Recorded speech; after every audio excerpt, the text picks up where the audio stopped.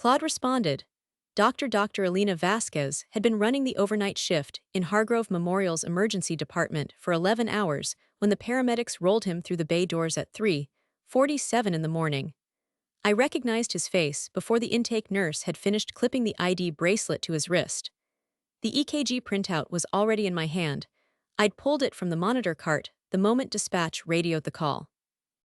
63-year-old male, chest pain radiating to the left jaw, diaphoretic on arrival, blood pressure sitting at a dangerous 88/60.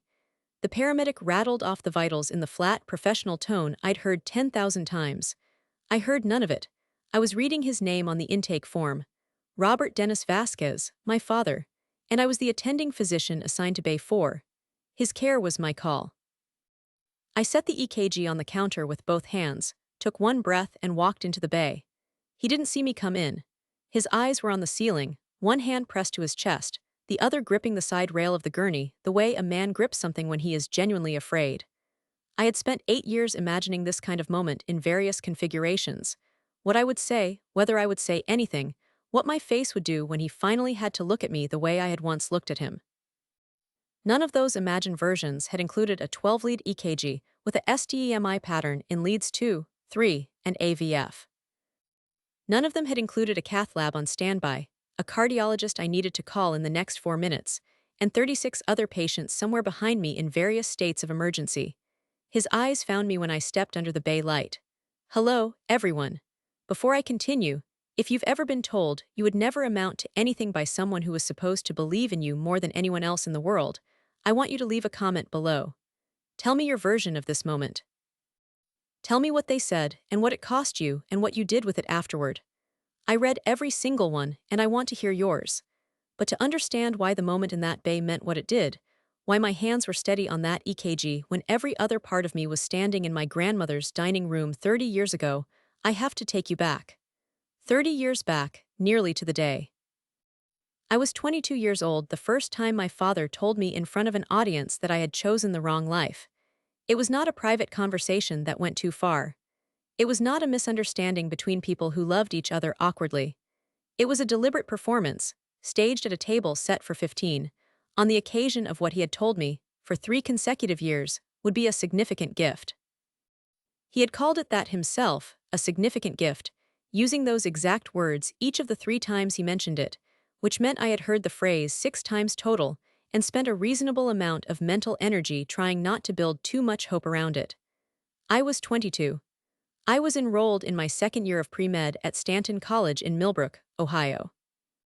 I was working 18 hours a week at a copy shop on Draper Avenue to cover the gap between my partial scholarship and the actual cost of existing.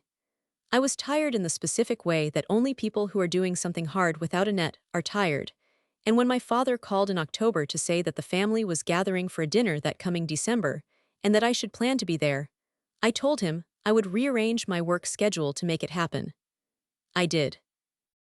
The dinner was at my grandmother's house, which meant it was a formal occasion by Vasquez family standards, cloth napkins, my grandmother's good dishes, the kind of meal that took 2 days to prepare. My aunts Rosaria and Cecilia were there with their families, my father's brother Marco and his wife Denise, my cousins Julian, Michelle, and Tomas, my grandmother, Elvira Vasquez, who was 81 years old and still ran that household with the organizational authority of a battalion commander. 15 people around a table designed for 10, which meant the table had been extended with a folding insert that wobbled slightly when anyone leaned on the left side. My father waited until the main course had been cleared. He stood up.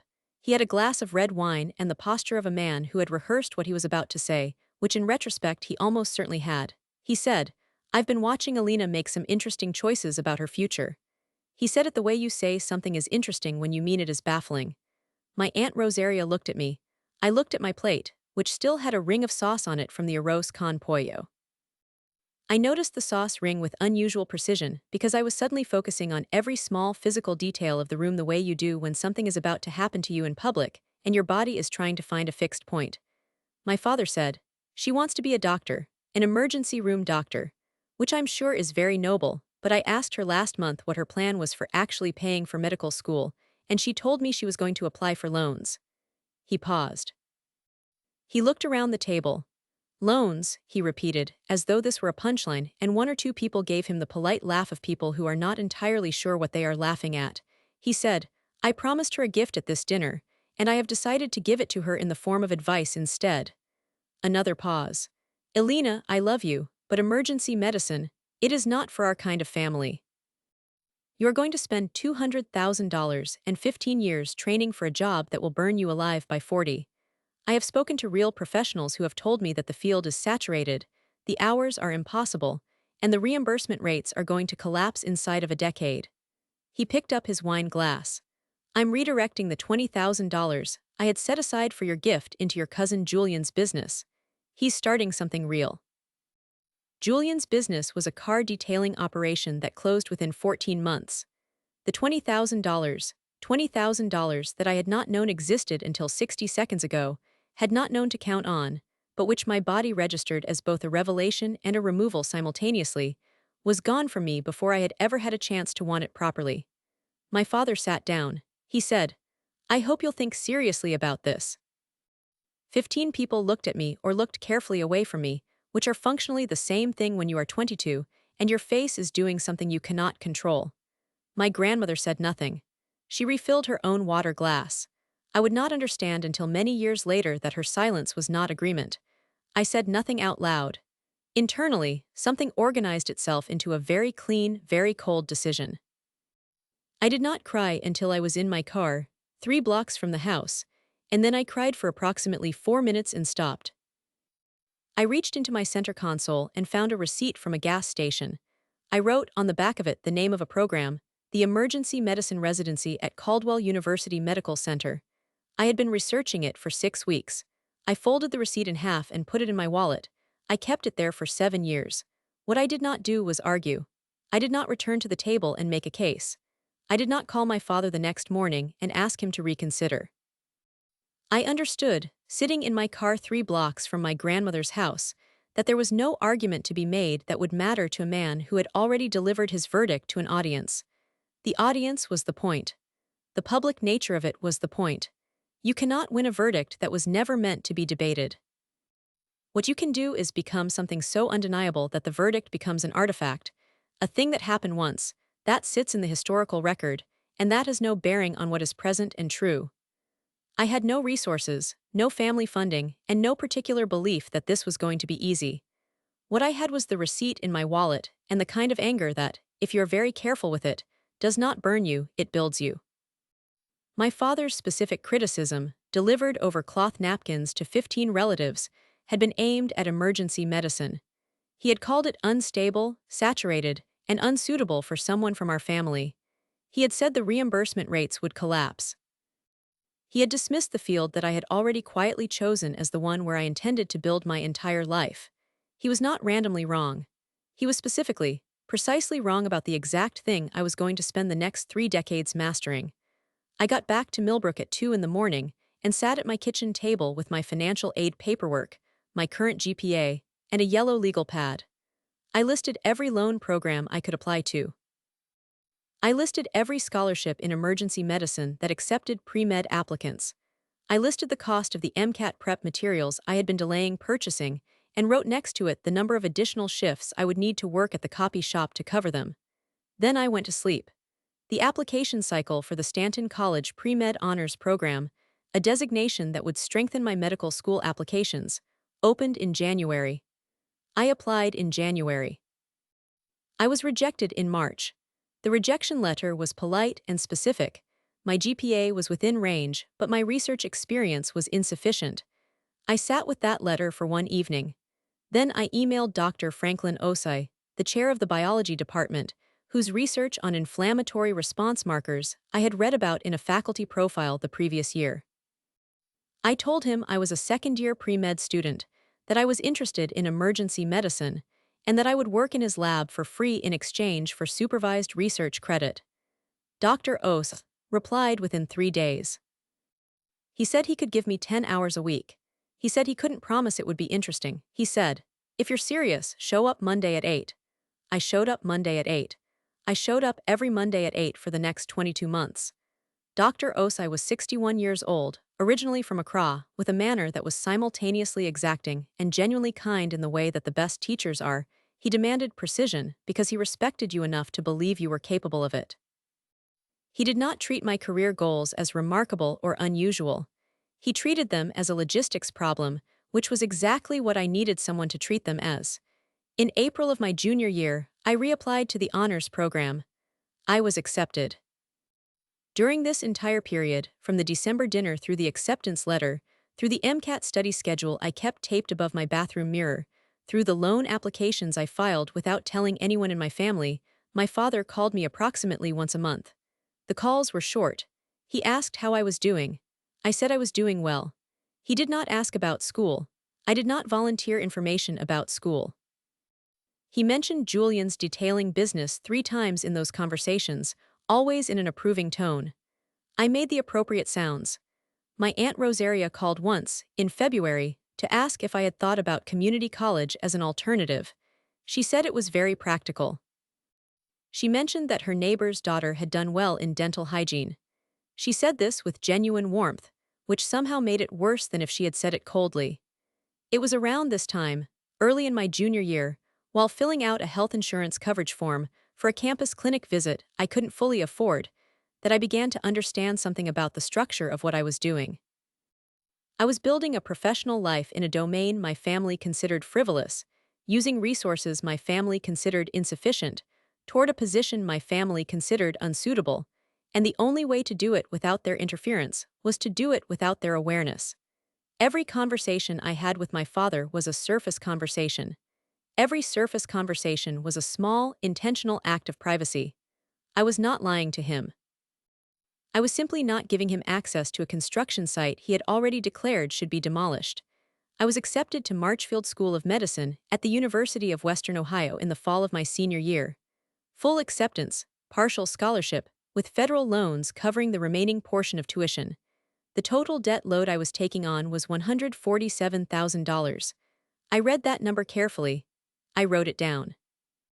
I did not share it with my family, partly because it was genuinely frightening, and partly because the only response I could predict was some version of the December dinner replayed. I called Dr. Osai. He said, "I know. I wrote your recommendation, congratulations."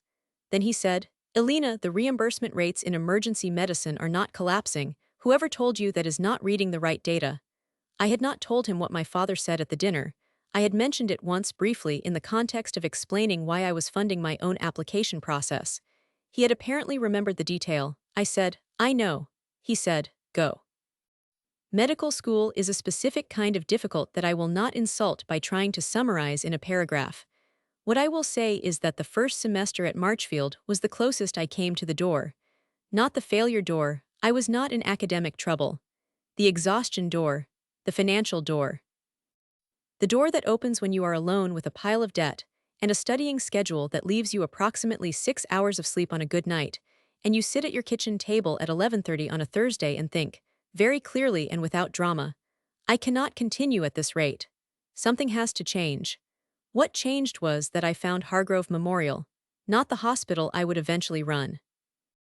A different Hargrove County Hospital, a small regional facility 20 minutes from campus that had an open position for an ED scribe, meaning I would sit in the emergency department during shifts and transcribe physician notes in real time, which paid $14.25 an hour, and more importantly, put me in the actual working environment of an emergency department for the first time in my life. I took the job. I worked it for 2 years during medical school, 3 nights a week, and I want to tell you that it was clarifying in a way that almost nothing else in my training was. The emergency department is the only place in medicine where you are not permitted the luxury of specialization as a primary defense. Every system, every presentation, every variety of human crisis walks through that door, and you have to meet it with whatever is available to you in that moment. I watched the attending physicians, Dr. Samuel Wren and Dr. Patricia Chukwumeka, work with a kind of practiced, unhurried authority that I recognized immediately as what I was training toward. The speed was not frantic. It was exact. There is a specific quality of attention that emergency medicine requires that is unlike any other specialty, and watching Dr. Chukwumeka manage a code and a pediatric trauma simultaneously one Tuesday night in November, while simultaneously reviewing a medical records flag that had come in from a patient's previous specialist appointment at a cardiology group across town, made me understand that the receipt in my wallet was for the right program. My father called in November of my first year at Marchfield. He asked how things were going. I said things were going well. He mentioned that Julian's business had closed, and that Julian was now considering real estate. He said Julian had shown a lot of character in moving on. I agreed that moving on required character. He did not ask what I was doing. I did not tell him. The residency match was announced in March of my third year. I had listed Caldwell University Medical Center's emergency medicine program as my first choice. The program that had been on the back of the gas station receipt for 4 years. I matched there. I sat in the hallway of Marchfield's administrative building on a plastic chair and read the match notification on my phone 3 times. I called Dr. Osa. He picked up on the second ring. He said, "You matched at Caldwell." It wasn't a question. I said yes. He was quiet for a moment and then he said, "Good, now the real work starts." He was not wrong. The emergency medicine residency at Caldwell University Medical Center was 3 years at the time I entered. 3 years that I can only describe as the period in which I became, in a very literal sense, a different person. Not a better version of the person I had been. A different one. The person who had sat in a car 3 blocks from her grandmother's house and cried for 4 minutes was still in there somewhere. But she shared the space with someone who had managed a mass casualty event at 18 months of residency, who had independently diagnosed a tension pneumothorax in a patient who had presented with what looked unambiguously like a panic attack, who had sat in attending supervision reviews, and heard Dr. Marcus Delgado, her program director, say at the end of her second year, "Alina, I'm going to tell you something I don't say often. You are going to be chief somewhere. Plan for it." Dr. Delgado was 64 years old, from Tucson originally, and had the specific quality of a person who has been doing something long enough that his opinions were not encouragements, they were assessments. When he told you something, you wrote it down. I wrote it down. In the year before I completed residency, I sat with a financial advisor named Carla Hutchins at a firm called Meridian Planning Group, who helped me build out a repayment plan for the $147,000 in loans, alongside the first actual salary I had ever earned. She went through every figure with me, the income-based repayment options, the potential for loan forgiveness through public hospital service, the early contributions I could begin making toward retirement savings, even at the modest attending salary I would start on. I had never had a conversation like that before. I had never been in a room where my financial future was discussed as a thing with structure and possibility rather than a problem to be managed in secret. Carla said, "You're in better shape than you think you are." I almost cried in her office, which would have been embarrassing, so I didn't. I completed residency at Caldwell on June 14th. Dr. Delgado shook my hand at the completion ceremony and said, "Emergency medicine is lucky to have you." I thought about telling him what my father had said about emergency medicine at a dinner table 7 years earlier. I decided not to. Some information does not need to be shared to be meaningful. It needs only to be known. My first attending position was at Riverside General Hospital in the city of Henley, Ohio, a level II trauma center with an emergency department that saw approximately 68,000 visits per year.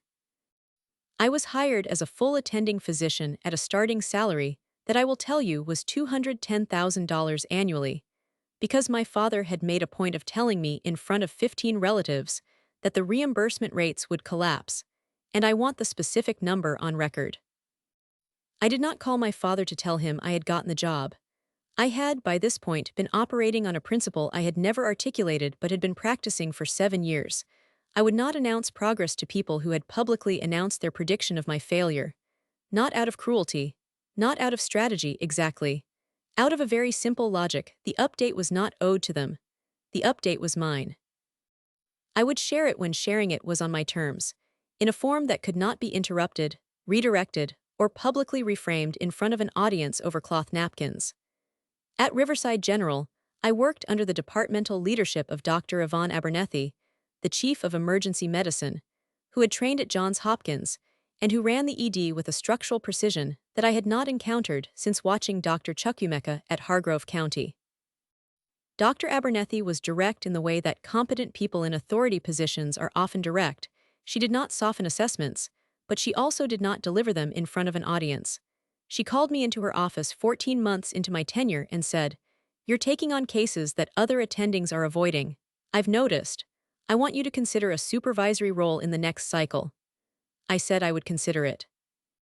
I did not perform modesty about it, because Dr. Abernethy did not respond well to performed modesty. Said, "I'd like that."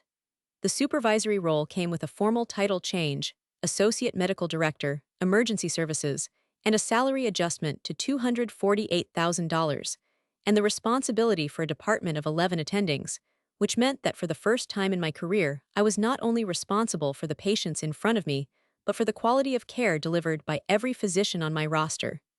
This was a different kind of difficulty than residency. Residency was hard on your body and your knowledge. Management was hard on your judgment about people, which is a harder thing to train. I was 31 years old. I managed the associate director role for 4 years at Riverside General. During those 4 years, I was deposed once as an expert witness in a malpractice case. The family's attorney, a woman named Sandra Fielding from Fielding and Cross Legal Group, called me as a fact witness first, and then asked the court to recognize me as an expert in emergency medicine protocol. The opposing counsel objected.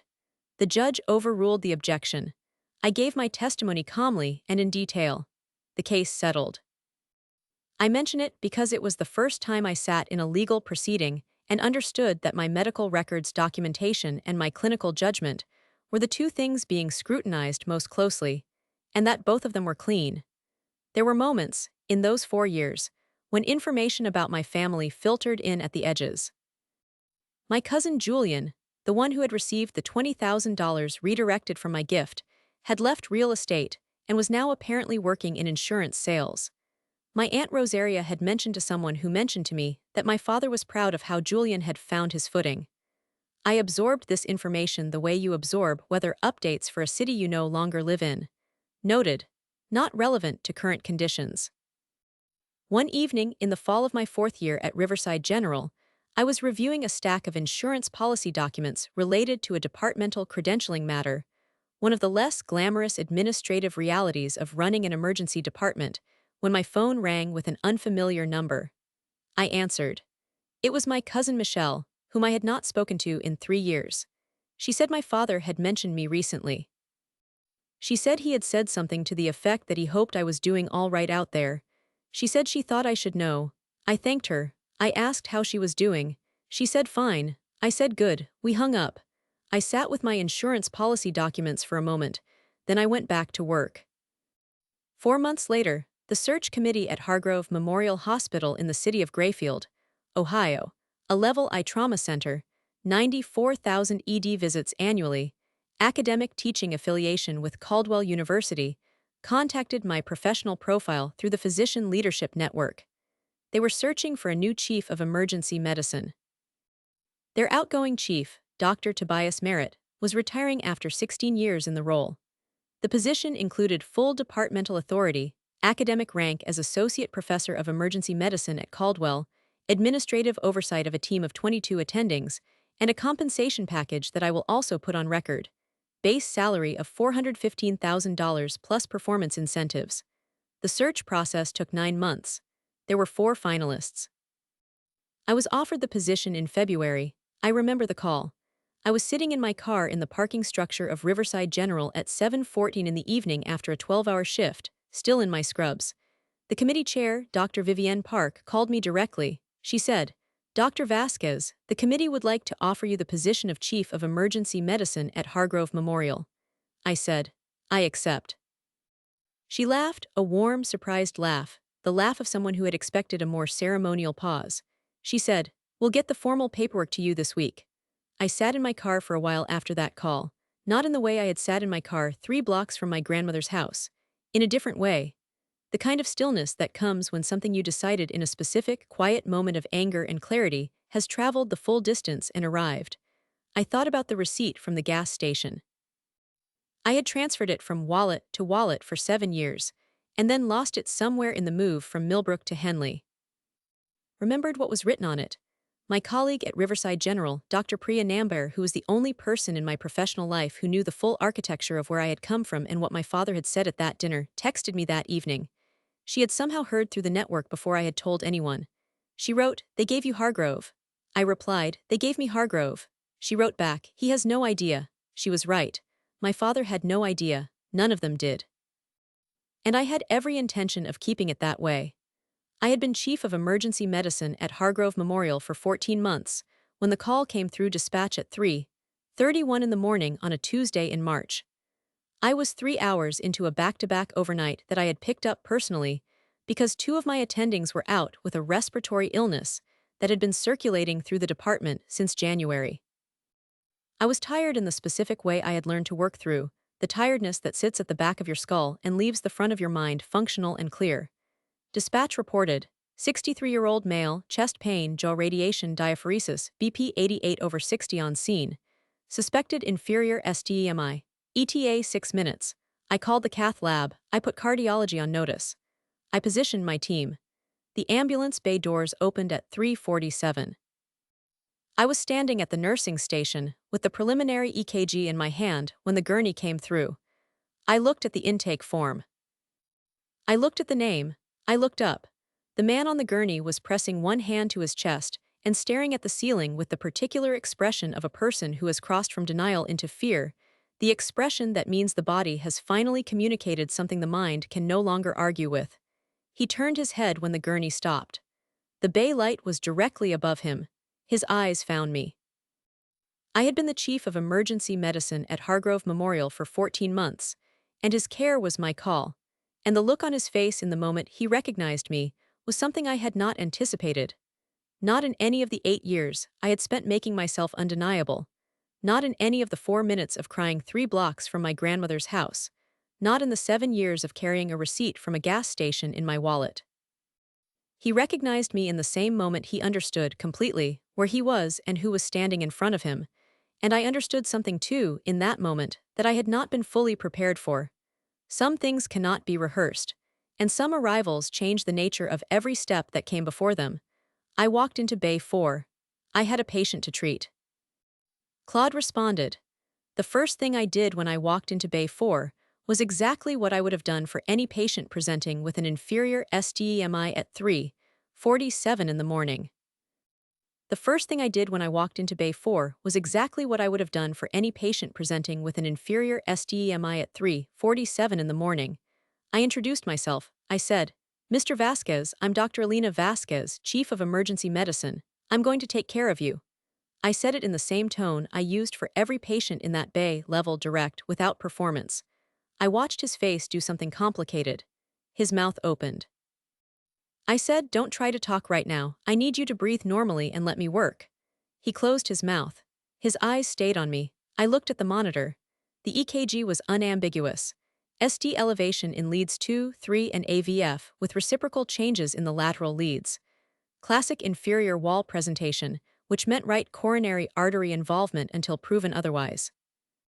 I ordered a right-sided EKG immediately, started him on aspirin and heparin, confirmed the cath lab was prepped, and paged the interventional cardiologist on call, Dr. James Acaffer, who was one of the best in the state and who had privileges at Hargrove Memorial specifically, because I had advocated for expanding our cardiology coverage 8 months into my tenure as chief. My nurse, Tamara Ruiz, moved through the bay with the practiced efficiency of someone who has worked emergency medicine for 11 years. She knew the protocol. She did not need me to narrate it. I watched her place the IV, draw the troponin panel, and confirm the oxygen sat 94% on room air, while I reviewed the right-sided EKG the tech had just run. Right ventricular involvement. Confirmed. I looked at my father.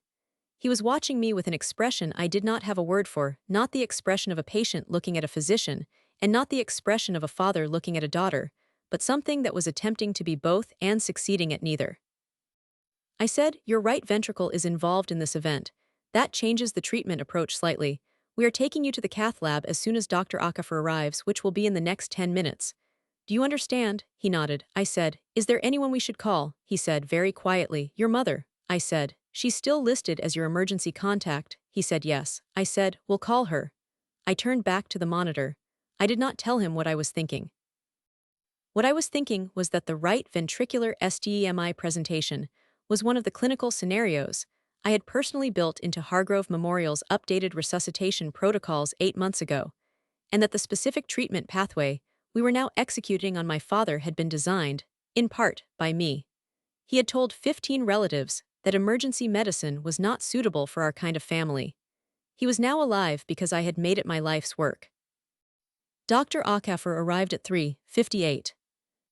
He reviewed the EKG, confirmed my assessment, spoke briefly with my father, and began moving the gurney toward the cath lab corridor. As they wheeled him past the nursing station, my father turned his head and found me one more time. He said something. The ambient noise of the department made it almost inaudible, but I heard it. He said, "Elena," just my name, nothing else. I nodded once. The gurney moved through the double doors. I went back to work. I had 35 other patients. My mother arrived at 5:20 in the morning.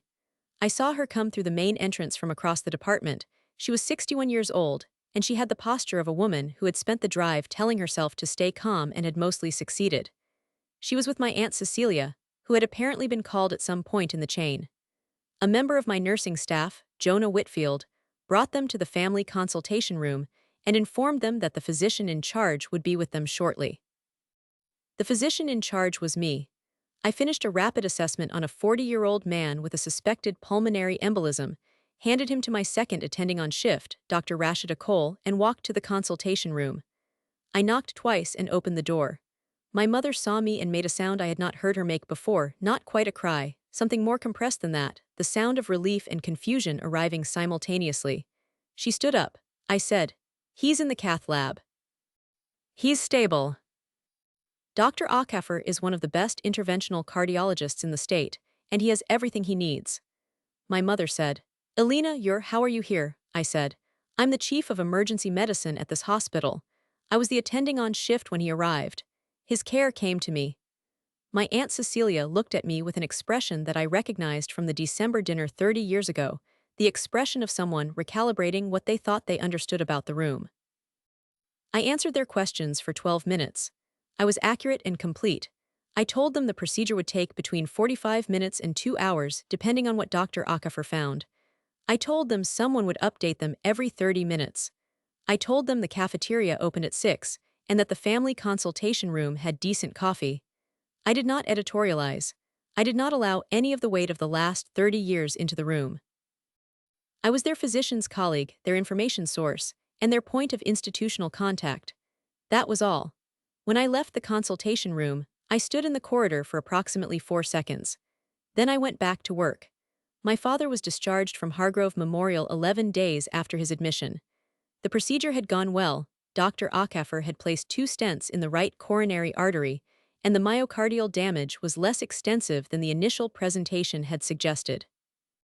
He spent 4 days in the cardiac care unit under the oversight of Dr. Amara Solis, the cardiologist on the inpatient team, and then 7 days in step-down while the cardiac rehab team built his discharge plan. I was not his attending physician during the inpatient stay, that was appropriately handed to Dr. Solis, but I was the chief of emergency medicine of the hospital he was in, and the institutional infrastructure that kept him alive had been built, in significant part, under my leadership. On the 3rd day of his inpatient stay, my father asked the floor nurse if he could speak to me. The nurse, Priscilla Tan, who was efficient and tactful in equal measure, mentioned this to Dr. Solis, who mentioned it to me. I went to his room on a Thursday afternoon between 2 administrative meetings. I had 18 minutes. He was sitting up in bed. He looked smaller than he had on the gurney, not physically smaller, but the particular compression that happens to people when a medical event removes the ambient confidence they carry in their ordinary life. He was wearing a hospital gown and the cardiac monitoring leads were visible at the neckline. The room had the specific quality of light that hospital rooms have in the afternoon, institutional, gray adjacent, honest in a way that does not flatter anyone. He said, "I didn't know you were here, at this hospital." I said, "I know." He said, "You're the chief." I said, "Yes." He was quiet for a moment. Then he said, "How long?" I said, 14 months in this position, 7 years as an attending before that. He looked at the window. He said, "I told people you wouldn't make it in emergency medicine."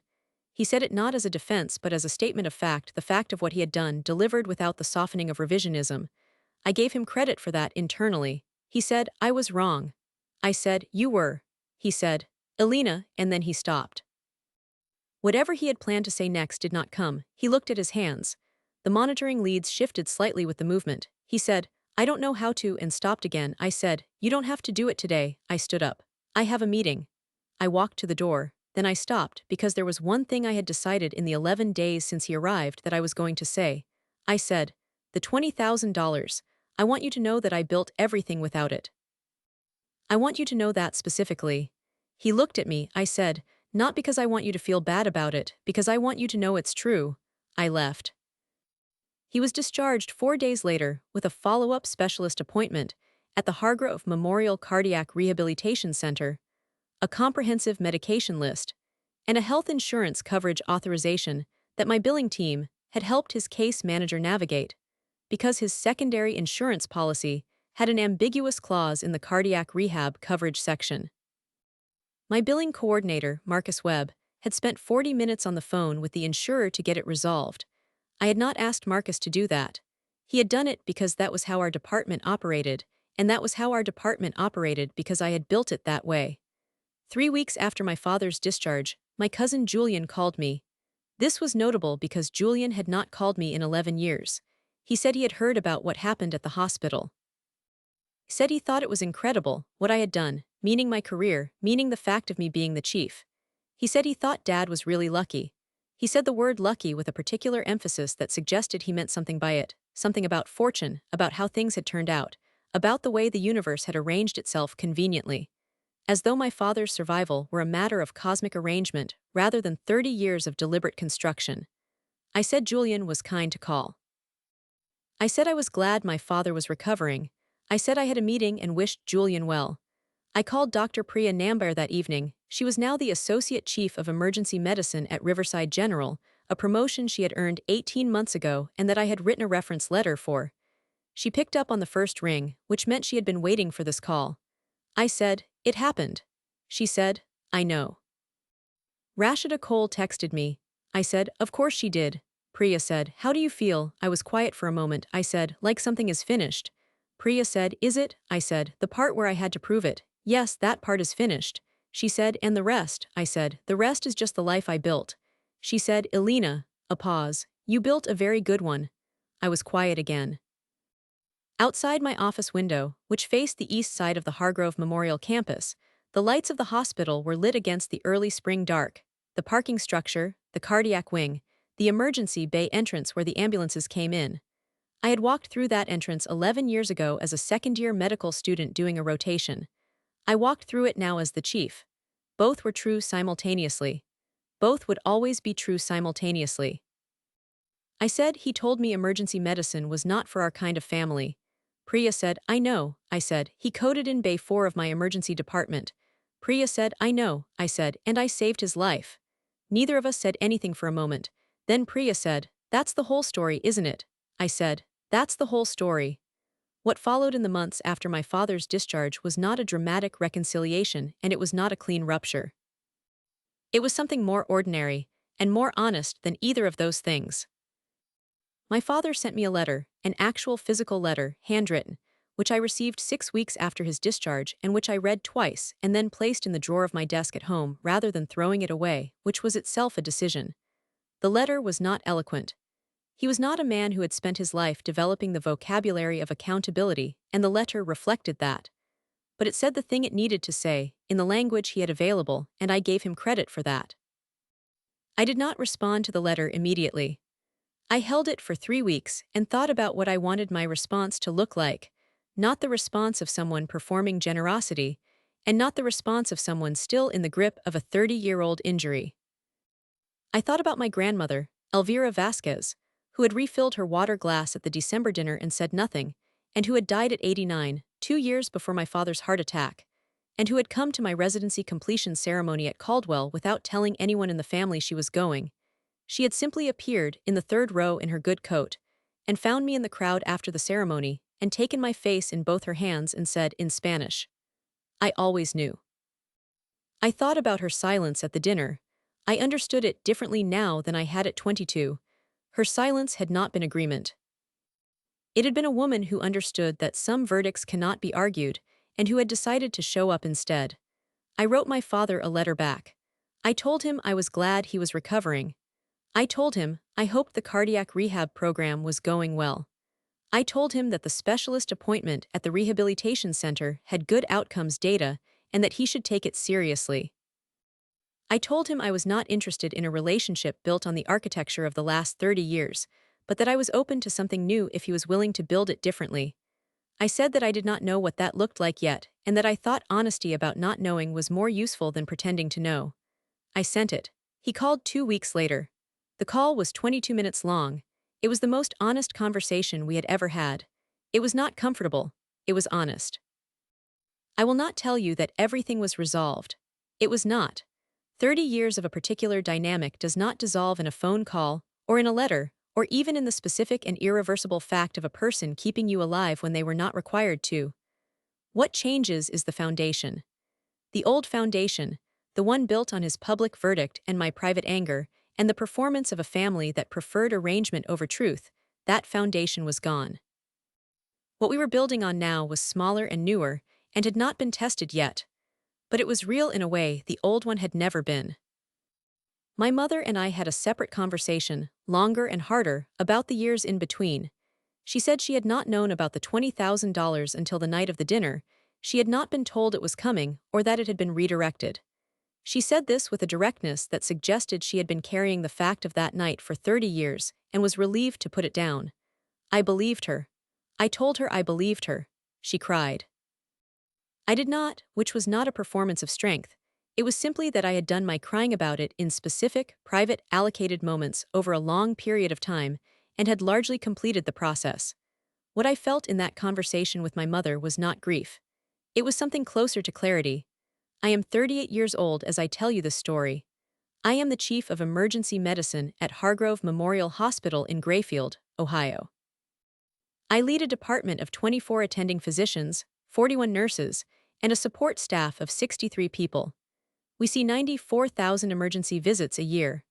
On the wall of my office, there is a framed photograph from my residency completion ceremony at Caldwell, Dr. Marcus Delgado shaking my hand, both of us squinting slightly in the outdoor light.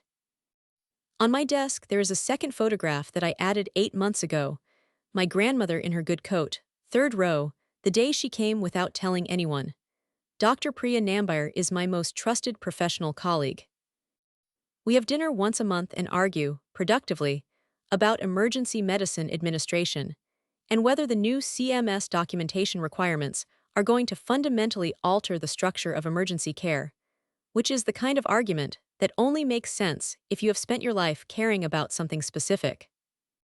My financial advisor, Carla Hutchins at Meridian Planning Group, tells me that my retirement savings are on track and that the decisions I made in my early 30s about loan repayment gave me a structural advantage that compounds over time.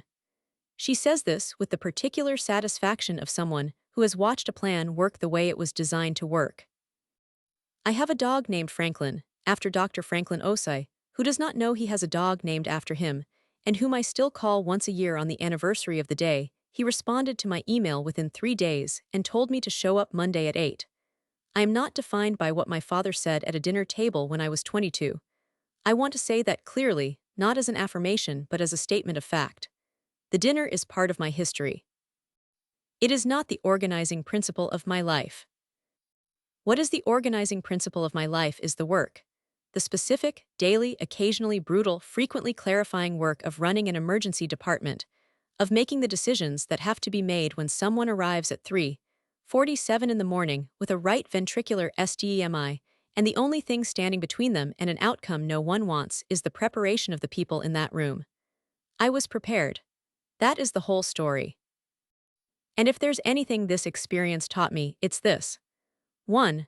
The most powerful thing you can do with someone's public dismissal of your future is to go build that future somewhere they cannot see it, in complete silence, with complete seriousness, until the building is finished and can speak for itself. 2. Documentation, credentials, and institutional standing are not bureaucratic artifacts. They are the language in which undeniable truth is spoken, And if you do the work to earn them, they will say things on your behalf that no argument ever could. 3. You are not the verdict someone delivered about you in front of an audience. You are every quiet decision you made afterward, and those decisions belong entirely to you. Was I wrong to spend 8 years building my career in complete silence, rather than telling my father what I had achieved, and to let him arrive in my emergency department not knowing who I had become? Tell me in the comments. If this story gave you strength, hit that like button. It means more than you know.